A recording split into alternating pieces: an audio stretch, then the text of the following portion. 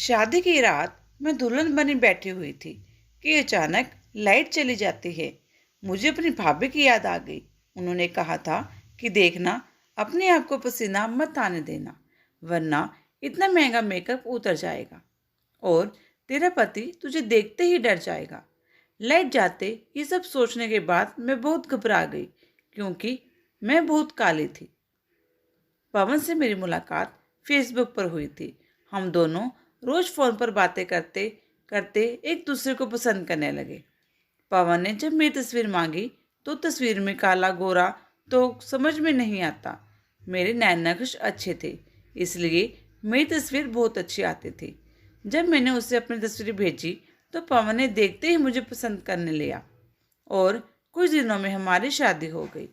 शादी की रात मैं दुल्हन बनी बैठी हुई।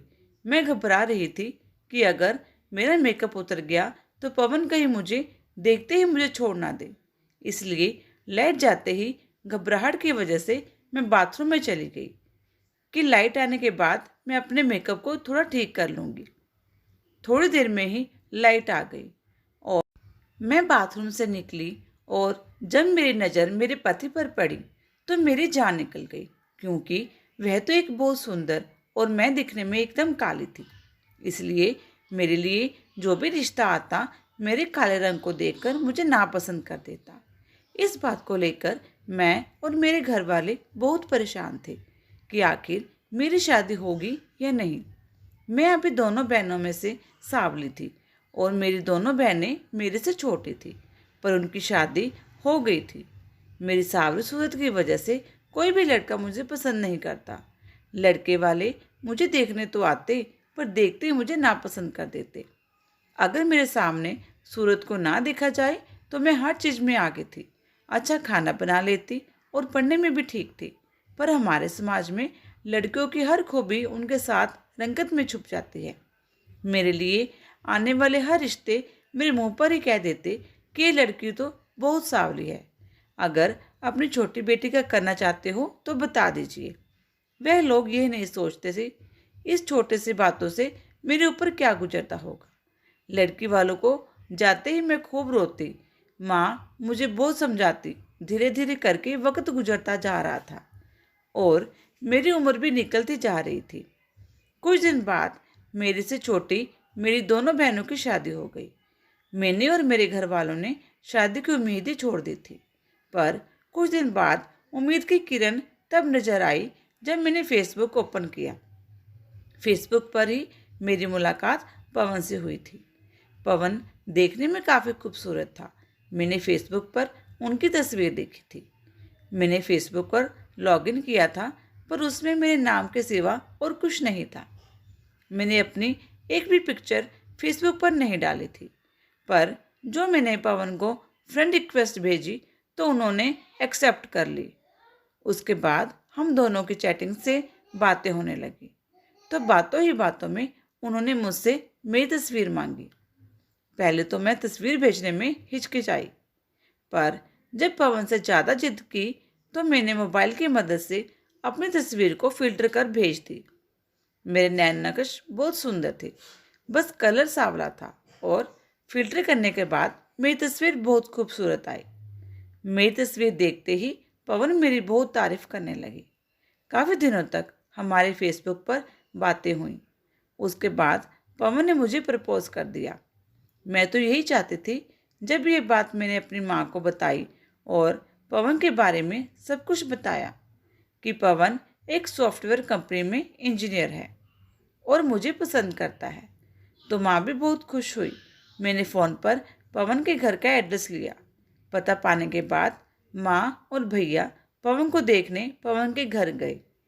मैं बहुत खुश थी, पर ना जाने क्यों माँ जब उधर से घर आई तो बहुत उदास थी। मैंने जब माँ से पूछा, माँ क्या हुआ, उन लोगों ने क्या कहा है, तो दबे शब्दों में माँ ने कहा, कुछ नहीं, वे लोग तुमसे शादी करने को तैयार हैं और शादी सादगी से करना चाहते हैं। शादी सादगी से करना चाहते हैं, ये बात सुनकर मेरे मन में कुछ खटका, क्योंकि पवन घर में इकलौते बेटे थे और वह भी शादी सादगी से करना चाहते हैं। ये क्या बात हुई? और कुछ भी हो, मेरी शादी इतनी मुश्किल से और इतने दिन बाद हो रही थी। हम लोगों ने लड़के वालों की हर बात मान ली और कुछ दिनों में मेरी और पवन की शादी हो गई। शादी होने से पहले मैंने माँ से एक बात कही थी कि माँ, अगर वह लोग अपनी इतनी शर्तें मनवाना चाहते हैं तो हमारी तरफ से भी उन्हें एक शर्त बता दो कि हमारे घर में लड़कियों की शादी पर्दे में होती है। पर्दे में शादी होने से बिना किसी झंझट के मेरी शादी भी हो जाएगी और किसी को पता भी नहीं चलेगा कि मैं इतनी बदसूरत हूँ। और शादी होने के बाद क्या है, जब शादी हो जाएगी तो अपने प्यार और गुण से अपने पति को अपना बना लूँगी। माँ ने बिना कुछ कहे मेरी बात मान ली और लड़के वालों को बता दिया कि हमारे घर पर शादी पर्दे में होगी। लड़के वालों ने भी हमारी ये शर्त मान ली। कुछ दिन बाद मेरी और पवन की शादी हो गई। शादी होने के बाद भाभी मेरे कमरे में आई और मुस्कुराए मुझसे कहने लगे, सीमा, शादी की पहली रात को अपने आप को पसीना ना आने देना, वरना इतना महंगा मेकअप तुम्हारा खराब हो जाएगा। उस वक़्त मैंने भाभी की बातों पर कोई गौर नहीं किया और दुल्हन बन के ससुराल चली गई। मैं सुहाग की सेज पर बैठी हुई थी, तभी लाइट चली गई। लाइट जाते ही मुझे थोड़े बहुत पसीने आने लगे और मुझे भाभी की बात याद आ गई कि देखना, पसीने मत आने देना। लाइट के जाते ही मैं घबरा कर बाथरूम में चली गई कि जब लाइट आएगी तो मैं अपने मेकअप को ठीक कर लूँगी। कुछ ही देर में मैं लाइट आ गई थी। मैं बाथरूम से बाहर आई तो देखा पवन बेड पर बैठे हुए थे। मैंने आज पहली बार पवन को सामने से देखा था, क्योंकि मैं खुद ही चाहती थी कि मेरी शादी से ज़्यादा तामझाम ना हो, कि लड़के वाले मुझे सावरे रंग देखते मुझे छोड़ दे। मेरे घर वाले ही पवन को देखने पवन के घर गए थे और पवन के घर वालों को तो मैं तस्वीर में ही पसंद आ गई थी। इसलिए आज मैं पहली बार सामने से पवन को देखा था। फेसबुक पर मैंने जैसे पवन को देखा था, पवन बिल्कुल वैसे ही, एकदम बहुत ही खूबसूरत। आज सामने से देखा तो उनकी खूबसूरत देखकर मैं थोड़ी घबराई हुई थी, कहीं मेरे सावरे रंग की वजह से मुझे छोड़ ना दे। फिर भी मैं अपने आप को संभालते हुए उनके पास गई और उनके बगल में जाकर बैठ गई। कुछ पल हम दोनों में खामोशी थी। फिर अचानक पवन ने कहा, तुम अपनी तस्वीर से भी ज़्यादा खूबसूरत हो। ये कहते हुए पवन ने मुझे मुंह दिखाई के अंगूठी पहनाई। मैंने पहली बार किसी की मुंह से अपनी तारीफ सुनी थी और वह भी आज मेरे पति मेरी तारीफ कर रहे थे। मैं बहुत खुश थी, बस अंदर से डरी हुई थी कि कहीं मेरा मेकअप खुलने के बाद पवन की मोहब्बत कम ना हो जाए। अभी मैं ये सब सोच ही रही थी, तभी पवन ने कुछ ऐसा कहा कि मेरे होश उड़ गए। उन्होंने कहा, तुम हाथ मुंह धोकर हल्के कपड़े पहन लो, ये भारी भरकम कपड़ों से तुम परेशान हो रही होगी। पवन की इस बातों ने मेरे दिमाग में खलबली मचा कर रख दी। अब क्या होगा, मैं बहुत घबराई हुई थी, पर पवन बार बार बस यही बोल रहे थे कि जाओ अपने कपड़े चेंज कर लो। मैं ना चाहते हुए भी समझ गई और मुंह धोकर एक सिंपल सा कपड़ा पहनकर डरते डरते बाहर आई। पवन की बातों ने तो मुझे झकझोर के रख दिया। वे मुझे देखते ही कहने लगे, अब तुम पहले से भी ज़्यादा खूबसूरत लग रही हो। उनकी इस बातों से मैं सोच में पड़ गई कि एक बार भी मेरी काली सूरत के बारे में कुछ नहीं कहा, और तो ये मेरी तारीफ करते जा रहे हैं। वे तारीफ करते हुए कह रहे थे कि तुम मेकअप से ज़्यादा सादगी में अच्छी लगती हो। वह बस तारीफ करते जा रहे थे और मैं अपनी किस्मत पर हंस रही थी कि भले ही मेरी शादी लेट से हुई, पर एक बहुत अच्छे और खूबसूरत इंसान से हुई। अभी मैं ये सोच रही थी कि दरवाजे पर दस्तक हुई और उस दस्तक ने मेरी ज़िंदगी अंधेर करके रख दी। पवन दरवाजे खोलने के लिए खड़े हुए थे तो मैंने देखा कि पवन स्टैंड के सहारे पकड़ते हुए चल रहे थे। लोहे की स्टिक के सहारे कमरे का दरवाज़ा खोला। पवन की एक टांग घुटने के नीचे से नहीं थी। ये सब देख कर मैं फूट फूट कर रोने लगी। कमरे के बाहर मेरी नंद थी, जो दूध लेकर आई थी। वे दूध रखकर चली गई।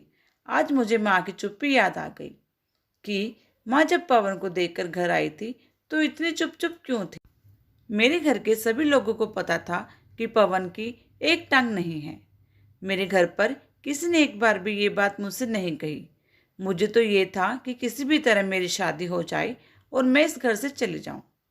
ये सब सोचकर मैं फुट फुट कर रो रही थी कि पवन मेरे सामने आकर बैठ गए और कुछ देर मुझे रोते हुए देखते रहे और फिर कहने लगे, क्या तुम्हारे घर वालों ने मेरे बारे में तुम्हें कुछ नहीं बताया?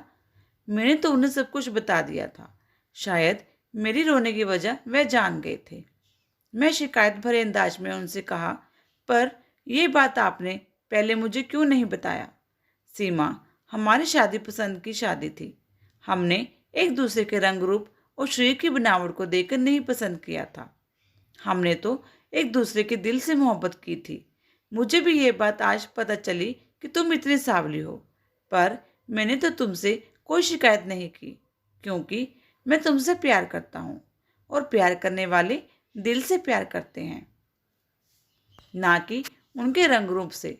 ये कहते हुए पवन ने मेरे हाथों को पकड़ा। तभी मैंने उनके हाथों से अपने हाथों को झटकारते हुए सोफे पर जाकर सो गई। मेरी हरकत देखकर कुछ पल वे मुझे खामोशी से देखते रहे और फिर बेड पर लेट गए। धीरे धीरे करके मेरी शादी को 10 से 12 दिन बीत गए, पर मैं पवन से बात नहीं कर रही थी, क्योंकि मेरे साथ धोखा किया गया था।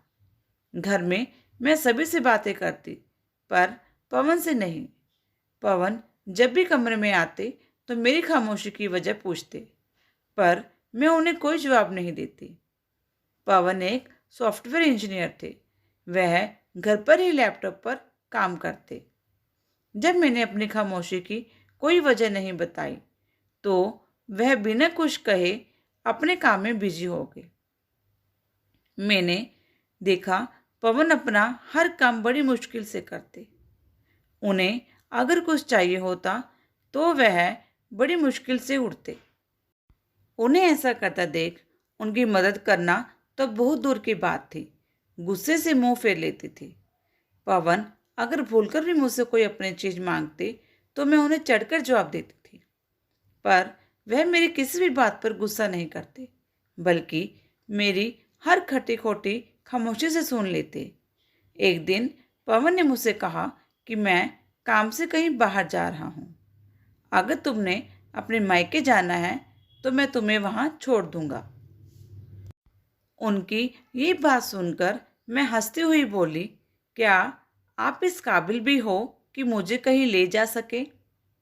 मेरी इस बात पर उनका चेहरा बुझ सा गया। वह कहने लगे, मुझे गाड़ी चलानी आती है। उनकी ये बात मुझे हैरान करके रख दी। फिर मैंने सोचा शायद इनकी गाड़ी ऑटोमेटिक होगी। फिर मैंने सोचा चलो चलती हूँ और देखती हूँ कि गाड़ी कैसे चलाते हैं। मैंने देखा गाड़ी नॉर्मल गाड़ी की तरह ही थी और वह एक पाँव से गाड़ी को कंट्रोल करके बड़े सलीके से चला रहे थे। सिग्नल पर गाड़ी खड़ी हुई थी तो आसपास गुजरने वाली कुछ लड़कियां हम दोनों को ऐसे देखने लगी और देखते ही हंसते हुए कहने लगी, कितना खूबसूरत लड़का है, और बीवी देखो बिल्कुल काली। मुझे तो तरस आ रहा है बेचारे पर। लड़कियों की बातें हम दोनों ने ही सुनी थी। उनकी बातें सुनकर तो मेरा खून खोल गया था। उन लोगों ने मेरे जख्म नए सिरे से फिर से ताज़ा कर दिए थे। मेरे चेहरा देखते ही पवन समझ गए कि उन लड़कियों की बातों ने मुझे परेशान कर दिया है। वे मुझे समझाते हुए कहने लगे, तुम लोगों की परवाह मत किया करो, क्योंकि तुम मेरे लिए बहुत खूबसूरत हो। पवन की ये बात सुनकर मैंने गुस्से में कहा, बस करो मेरी तारीफें करना। एक लड़की के लिए आसान नहीं होता पूरी जिंदगी अपाहिज के साथ गुजारना। कुछ ही देर में मेरा मायका आ गया। पवन बाहर से मुझे छोड़कर जा रहे थे, पर जाते हुए उन्होंने मुझसे कहा, सीमा, अगर तुम मेरे साथ खुश नहीं हो तो जो चाहे तो फैसला कर सकते हो। तुम हर फैसले के लिए आज़ाद हो। मेरे लिए वापसी का रास्ता अगर इतना आसान होता तो मैं कब का तुम्हें छोड़ देती। ये कहते हुए मैं गाड़ी से उतर गई और पवन को बिना अंदर बुलाए मैंने दरवाज़ा बंद कर दिया। कुछ दिन मायके में रहने के बाद मुझे एहसास होने लगा कि अब मेरा ठिकाना यहाँ नहीं है। 2 दिन मायके में रहने के बाद वापस मैं अपने भाई के साथ ससुराल चली गई।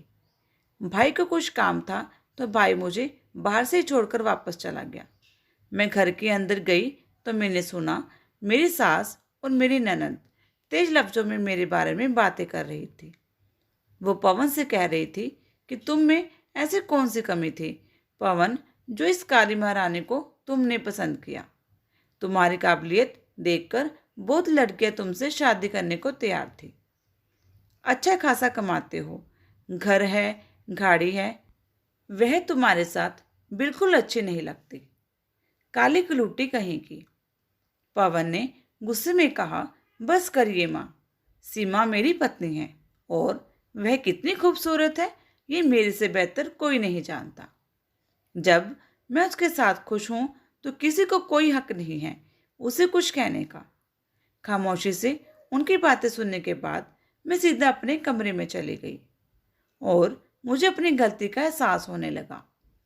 मैं अभी सब सोच ही रही थी तभी पवन कमरे में आई, मुझे देखकर हैरान हो गई और पूछने लगे, तुम कब आई? मैंने कहा, सही वक्त पर पहुंच गई थी। फिर मैं उनके करीब आई और सहारा देते हुए मैंने उन्हें बेड पर बिठाया और खुद फर्श पर उनके पैरों के पास बैठ गई। वे मुझे यूं अपने पैरों के पास बैठा हुआ देखकर हैरान हो गए। सीमा, तुम यहाँ पर क्यों बैठे हो? उनकी इस बात पर फूट फूट कर रोने लगी। आज मुझे एहसास हो गया था कि पवन ने मुझसे सच्चा प्यार किया था, इसलिए मेरे अंदर की कोई भी कमी उन्हें कमी नहीं लगती थी और मैं थी कि बस उनमें कमी निकालते जा रही थी। मुझे अपनी गलती का एहसास हो गया था। मैंने पवन से माफ़ी मांगी और आज मैंने पवन को अपना सब कुछ सौंप दिया। आज मैं उनके साथ बहुत खुश हूँ क्योंकि वे बहुत अच्छे इंसान हैं और सबसे बड़ी बात तो ये है कि वह मुझसे बहुत प्यार करते हैं। हेलो दोस्तों, ये कहानी आपको कैसी लगी? अगर अच्छी लगी लाइक और कमेंट करके अपने सुझाव जरूर शेयर करना और मेरे चैनल पारिवारिक कहानियों को सब्सक्राइब करना ना भूलना। धन्यवाद।